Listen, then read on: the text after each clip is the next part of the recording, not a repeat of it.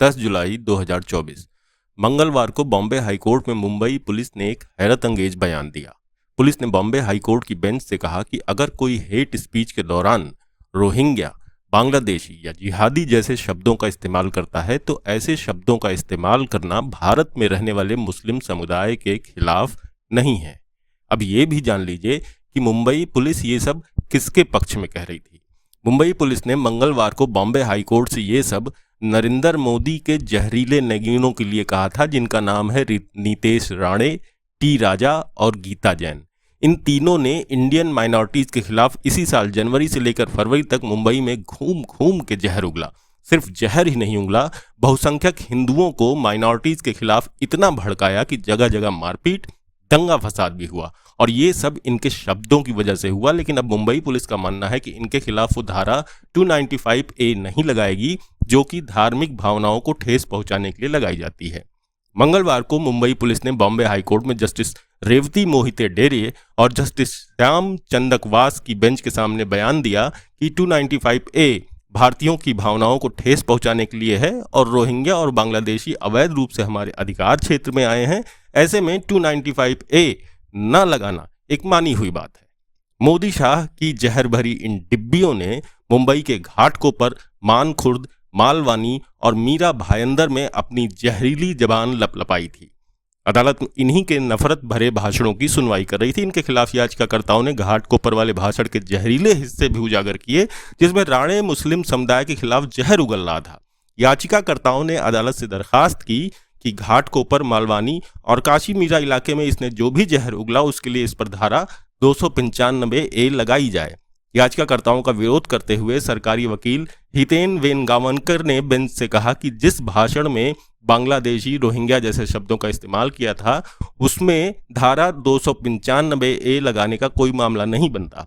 वेनगावनकर ने बेंच को बताया कि धारा 295A केवल मानखुर्द पुलिस स्टेशन में दर्ज FIR में लगाई गई है, जहां मुस्लिमों के खिलाफ विशेष आरोप लगाए गए हैं। इसके अलावा घाटकोपर में दर्ज FIR में राणे और सुभाष अहीर के खिलाफ केवल IPC की धारा 153A, 153B, 504 और 506 लगाई गई है। मालवानी में पुलिस ने राणे और अन्य के खिलाफ IPC की धारा 153A, 504, 506 और 188 के तहत FIR दर्ज की है। काशी मीरा पुलिस स्टेशन में धारा 143, 149 के तहत FIR दर्ज की गई है और आरोप पत्र भी दाखिल किया गया है। सरकारी वकील ने कहा कि उस FIR में धारा 153A और 153B लगाने की अनुमति मांगी गई है। बेंच ने बयान को रिकॉर्ड में लेते हुए याचिका का निपटारा करते हुए अपने आदेश में कहा कि मुंबई और मीरा भायंदर में पुलिस ने धारा 295A नहीं लगाने का एक सचेत बयान दिया है। हम इस बयान को एक्सेप्ट करते हैं। याचिकाकर्ताओं को उचित मंच के समक्ष उचित चरण पर यानी आरोप तय करने पर धारा 295A लगाने की अनुमति दी जाती है। इस पर याचिकाकर्ताओं की ओर से पेश सीनियर वकील गायत्री सिंह ने बेंच से दरखास्त की कि याचिका को पेंडिंग रखा जाए, क्योंकि महाराष्ट्र में विधानसभा चुनाव शुरू होने वाले हैं।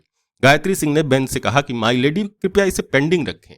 साथ ही अगर धारा 295A को अभी नहीं जोड़ा गया तो वो आरोप पत्र दाखिल करेंगे और बाद में कहेंगे कि अब वो धारा 295A नहीं जोड़ सकते।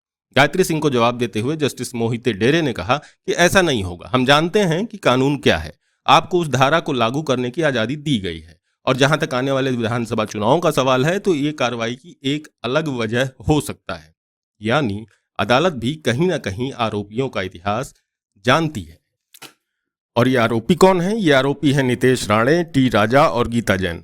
दुनिया में एक चीज होती है जिसे कहते हैं इंसानियत और एक चीज होती है जिसे कहते हैं प्रेम और भाईचारा।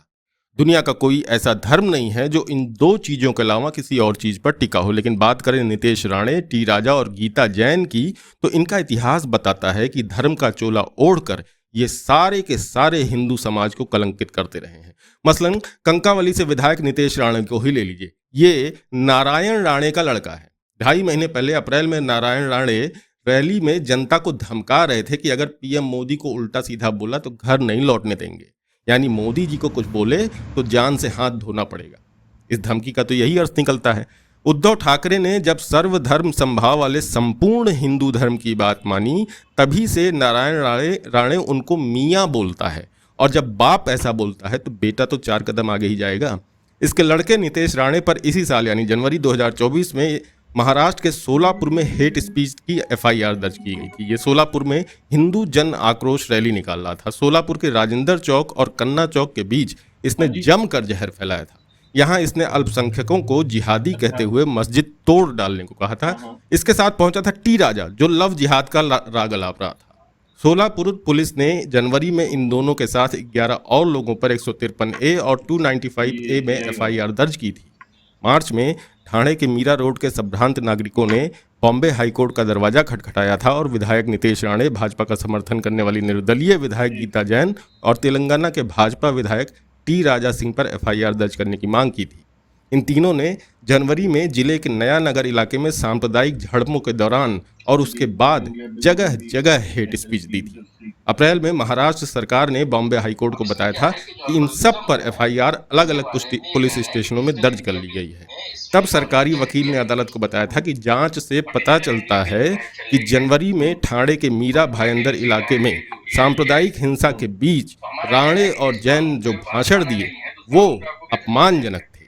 राणे पर मुंबई के मालवानी, मानखुर्द और घाटकोपर इलाकों में अपनी रैलियों में नफरत भरे भाषण देने का आरोप है।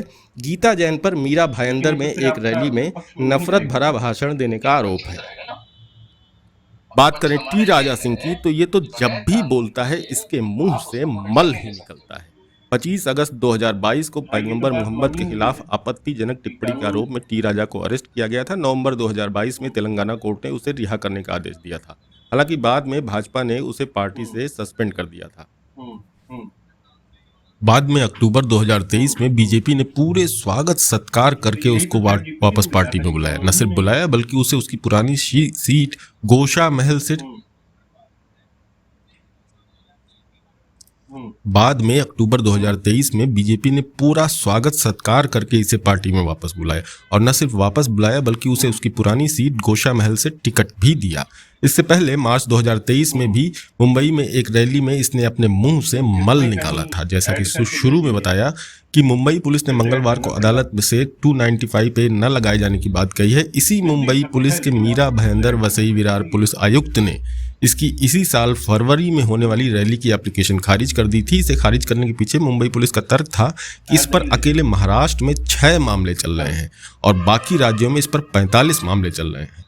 मुंबई पुलिस ने तब कहा था कि वो अपने सभी कार्यक्रमों में भड़काऊ, आपत्तिजनक और घृणास्पद बयान देता है, और अगर उसे मीरा रोड भाईंदर में बोलने की अनुमति दी जाती है तो इससे शहर में फिर से तनाव पैदा हो सकता है और 2 धर्मों के बीच दरार पैदा हो सकती है। इससे लोगों की जान और संपत्ति को खतरा होगा और बड़े पैमाने पर कानून व्यवस्था की समस्या से इनकार नहीं किया जा सकता है। हालांकि टी राजा तब भी नहीं माना था और मीरा रोड की रैली पहुंचकर इसने अपने मुंह से मल निकाला ही था। तब पुलिस ने इस पर धारा 153A और 295A के तहत मामला दर्ज किया था। उसी रैली में मीरा रोड से भाजपा विधायक गीता जैन ने भी सभा में जहर उगला था।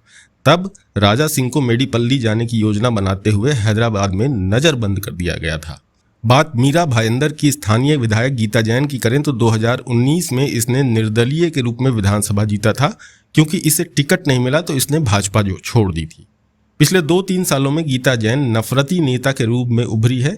या तो वो खुद जहर उगलती है या फिर जहर उगलने वाले काजल हिंदुस्तानी और नितेश राणे जैसों के साथ मंच पर खड़ी रहती है। मीरा जैन कितनी नफरती हो चली है, इस बात का पता उसके इसी साल जनवरी में मीरा रोड पर दिए गए भाषण से पता चलता है, जब राम मंदिर का उद्घाटन होने वाला था। मीरा रोड पर सांप्रदायिक झड़पें चल रही थीं और ये वहां जाकर बोल रही थी कि हमारी संख्या ज़्यादा है, अगर हमें 10-15 मिनट चाहिए और तो हम सिर्फ अगर उन्हें 10-15 मिनट चाहिए तो हमें सिर्फ 5 मिनट चाहिए, जो कि उनके लिए काफ़ी होगा। मीरा जैन ने उन नेताओं की रैलियों को भी हरी झंडी दिखाई थी जिसमें मुसलमानों के आर्थिक बहिष्कार करने की अपील की गई थी। लेकिन महाराष्ट्र में यही तीनों जहर नहीं फैला रहे हैं। इस राज्य में अभद्र भाषा का एक बड़ा पैटर्न है। इंडिया हेट लैब का डेटा बताता है कि महाराष्ट्र में 2023 में हेट स्पीच के 118 मामले दर्ज किए गए। ये समूचे देश में हर राज्य से भी ज़्यादा है। दूसरे नंबर पर ऑब्वियसली यूपी ही आता है जहां 104 मामले दर्ज हुए। इस हिसाब से देखें तो महाराष्ट्र में 2023 में हर तीसरे दिन एक हेट स्पीच दी गई। इंडिया हेट लैब का डेटा बताता है कि 2023 में दर्ज 668 हेट स्पीच में 420 में लव जिहाद था, तो 239 में अल्पसंख्यकों के खिलाफ साफ साफ दंगा करने को कहा गया, वो भी हथियारों के साथ। महाराष्ट्र में अधिकतर हेट स्पीच सकल हिंदू समाज की रैलियों में दी गई। सकल हिंदू समाज को बजरंग दल, विश्व हिंदू परिषद और राष्ट्रीय स्वयंसेवक संघ ने मिलकर बनाया है और जून 2022 में जब से शिवसेना तोड़कर शिंदे सीएम बने हैं उसके 4 महीने बाद से ये लोग लगातार इस तरह की हरकतें कर रहे हैं। अब जान लीजिए कि पुलिस ने इन पर जो 153, 153A, 153B, 295A के तहत मामले दर्ज किए हैं उनका मतलब क्या होता है। धारा 153 दंगा करने के इरादे से जानबूझकर उकसाना है जिसमें 1 साल तक की सजा है। धारा 153A धर्म, जाति, जन्मस्थान, निवास, भाषा आदि के आधार पर लोगों के बीच शत्रुता को बढ़ावा देने और सद्भाव बिगाड़ने के मामले में लगाई जाती है। इसमें भी 3 साल की सजा का प्रावधान है। धारा 153B राष्ट्रीय एकता के खिलाफ भाषण देने पर है, इसमें भी 3 साल की सजा है। धारा 295A जानबूझकर धार्मिक भावनाओं को आहत करने या ऐसी कोशिश करने पर है और इसमें भी 3 साल तक की कैद है। कुल मिलाकर हेट स्पीच के मामले में 3 साल तक की सजा का प्रावधान है। अब अगर इन तीनों को किसी भी मामले में 2 साल की सजा होती है तो न सिर्फ इनकी विधायकी चली जाएगी बल्कि ये सजा खत्म होने के बाद अगले 6 सालों तक चुनाव भी नहीं लड़ पाएंगे।